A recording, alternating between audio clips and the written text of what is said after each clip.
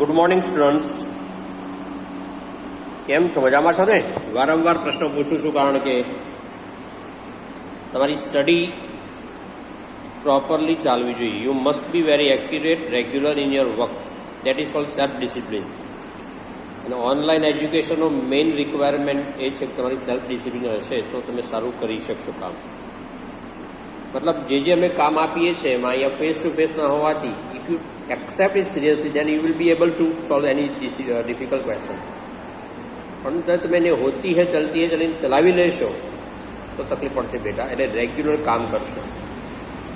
તો ધોરણ 12ની અંદર આપણે રિવિઝન ઓફ ફંક્શન ચલાવી રહ્યા છીએ. એમાં લાસ્ટ ટાઈમ મેં યુઝ ધ ટુ અને ટુ બી યુઝરની વાત કરી. શોઈંગ હેબિચ્યુઅલ પાસ્ટ ટાઇટલ આવશે, શોઈંગ હેબિચ્યુઅલ પાસ્ટ. માં બે વર્ડ્સ આવે છે. નંબર 1 યુઝ ધ ટુ અને second number to be used to. Difference શું છે? તો યુઝ ધ ટુ પ્લસ ક્રિયાપદનું મૂળ રૂપ મેઇન વર્બ આવે. ટુ બી યુઝ ધ ટુમાં શું? To be used to plus verb plus ING. આ મેઇન ડિફરન્સ યાદ રાખજો. Used to plus main verb, to be used to plus verb plus ING. That is the main thing you have to remember. તમે માત્ર used to be use બદલવાથી કોઈ વાક્યમાં change ના આવે તો કરેક્શન નહીં થાય.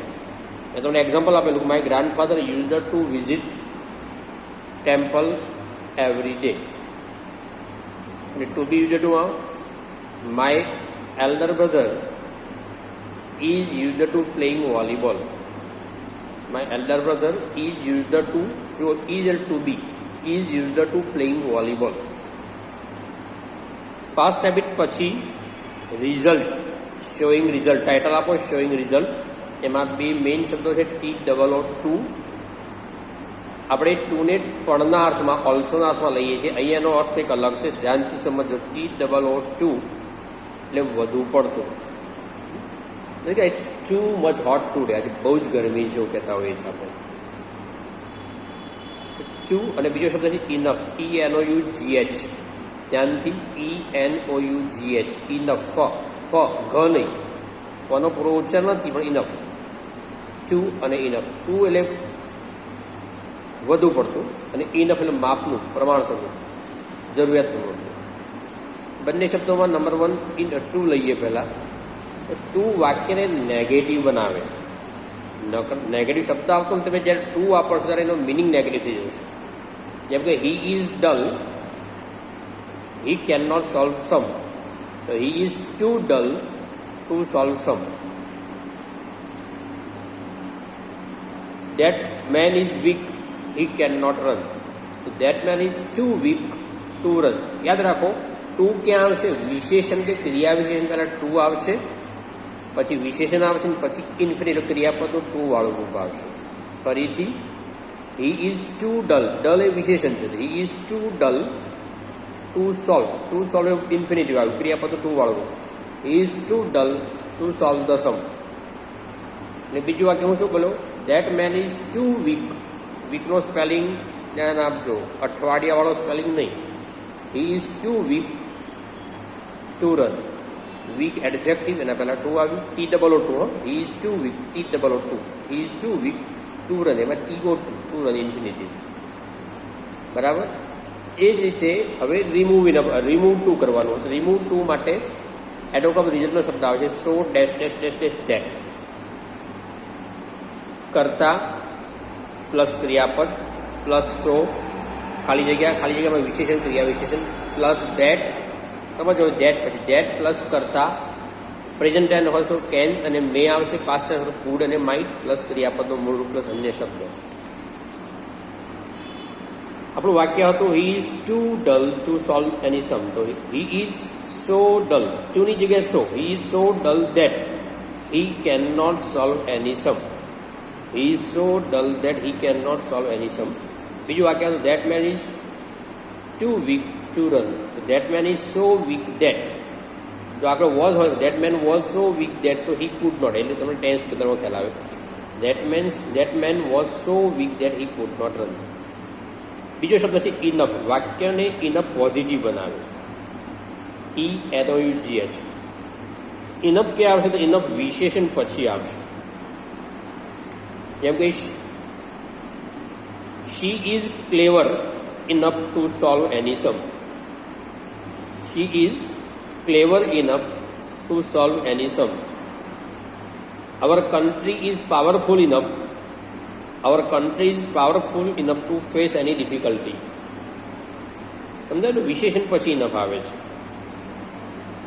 કર્તા ક્રિયાપદ, વિશેષણ કે ક્રિયા વિશેષણ plus enough plus other words તો કર્મ.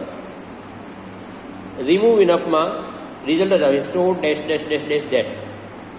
આમાં નોટ નહીં આવે, પેલામાં નોટ આવશે ટુમાં, આમાં નોટ નહીં આવે. વાક્ય શું હતું? She is clever. યાદ કરો વાક્ય ખાસ, કે વાક્યના પરિપ્રેક્ષમાં તમને સમજાશે. She is clever enough to solve any sum. Remove enough કરશે she is so clever that. She is so clever that. તો રિપીટેડમાં તો તમને કોમ્પ્રિહેન્ડ સમજાય. She is so clever that she can solve any sum. Can not ના કરાય, નહીં તો ક્લેવર શબ્દ છે એડજેક્ટિવમાં, ધ્યાન આપશો properly. She is so clever that she can solve any sum. આ થયું શોઈંગ રિઝલ્ટ. હવે આવે છે શોઈંગ ઓલ્ટરનેટિવ ચોઇસ. તમારા 8મામાં 9મામાં અને 10મામાં અનેક વખત આવેલું છે either or, neither nor, not only but also. બરાબર? આઈધર ઓર એટલે બેમાંથી કોઈ એક, મતલબ આ કાં તો તે. નાઇધર નોર એટલે આ પણ નહીં તે પણ નહીં. એમાં બીજા શબ્દ આઈધર ઓફ એટલે બેમાંથી એક, આઈધર ઓફ. બીજો શબ્દ નાઇધર ઓફ એટલે બેમાંથી એક પણ નહીં. નોટ ઓનલી બટ ઓલ્સો મતલબ માત્ર આટલું જ નહીં પરંતુ સાથે સાથે તે પણ. બરાબર? આ શબ્દો યાદ રાખશો, ઓલ્ટરનેટિવ ચોઇસના શબ્દો. ફરીથી આઈધર ઓર, કાં તો આ કાં તો તે, બેમાંથી એક તો ખરું જ. નાઇધર નોર આ પણ નહીં પેલું પણ નહીં. નોટ ઓનલી બટ ઓલ્સો આટલું જ નહીં પણ તે પણ. અને બીજો એક શબ્દ છે both dash dash dash and લખી રાખજો, બંને અને. વાક્યનો મિનિંગ યાદ રાખશો તો ખ્યાલ આવશે. એના પછી ડિસ્ક્રાઇબિંગ પીપલ, એમાંથી સચ એઝ અને સેમ એઝ. સચ એઝ અને સેમ એઝ. તમે લાઇકનો શબ્દ શીખેલો છે, લાઇક એ લાઇક, બસ એ અર્થમાં સચ, લાઇક, અનલાઇક, સેમ અને સચ આવે છે. સચ એટલે એવું, એઝ કે જે, અને ધ સેમ એટલે એ જ કે જે. જેમ કે હી ઇઝ સચ a person, he is such a person as helped anyone. He is such a person, આ એવી વ્યક્તિ છે as has helped many person, જેને ઘણા લોકો હેલ્પ કરી છે. અને ધ સેમ નો તો this is the same book, this is the same book I want to buy. આ એ જ બુક છે. તો this is the same dictionary, ધ્યાન આપજો. મને આ ડિક્શનરીમાં પ્રકાર છે. તો this is the same dictionary as I want to buy. ફરીથી this is the same dictionary as I want to buy. ઠીક છે? આટલા મુદ્દાનું રિવિઝન પછી એક વખત ફરીથી રિવિઝન કરીને હવે એક્સરસાઇઝ કરીએ છીએ આપણે નીચે. જો page number 8 F2. Join the groups of sentences in 3 different ways. One is done for you. All these 3 ways show contrast between the sentences in each group. તમને નંબર A આપેલું છે. નંબર 2, 3 અને 4 કરવાનું છે. જો તમને સેકન્ડ નંબર કરી આપું, 3 અને 4 તમારે જાતે કરવાનું રહેશે. થોડીક કોશિશ કરજો, ન આવડે તો આપણે સોલ્વ કરીશું. The bike gives a reasonable average. Reasonable વ્યાજબી એવરેજ આપે છે. ઇટ ઇઝ વેરી કોસ્ટ, મતલબ આ બાઇક એવરેજ સારું આપે છે, પણ બહુ ઇટ ઇઝ વેરી કોસ્ટ, પણ મોંઘી બાઇક છે. તો the bike gives a reasonable average, comma it is very costly. પછી બટ એટ સ્ટીલ, તો the bike gives a reasonable average but it is very costly. In spite of the bikes giving a reasonable average, in spite of the bikes giving reasonable average, it is very costly. તમે પેલા મુદ્દાઓ મેં discuss કર્યા, એમાં revision યાદ રાખજો કયો મુદ્દો ક્યાં લાગે છે. થર્ડ નંબર જો it was raining cats and dogs. Underline કરો, શબ્દ સમૂહ સમજો. રેનિંગ કેટ્સ એન્ડ ડોગ્સ મતલબ કૂતરા અને બિલાડાનો વરસાદ નહીં, આ એક શબ્દ સમૂહ છે.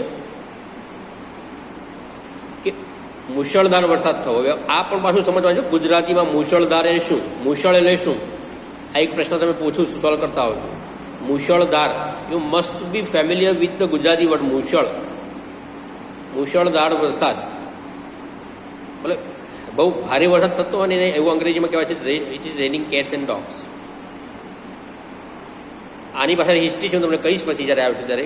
કેટ્સ એન્ડ ડોગ્સમાં ઇંગ્લેન્ડમાં લંડનની અંદર આ કેવી રીતે આ શબ્દ કોઇનિંગ થયો. કોઇનિંગ તો શબ્દોનું પણ વ્યુત્પત્તિશાસ્ત્ર છે, ક્યારેક ક્યારેક ડિસ્કસ કરીશું આપણે ટાઈમ મળશે ત્યારે. આ શબ્દ સમૂહ છે. It is raining cats and dog, મતલબ ભારે વરસાદ પડતો હતો.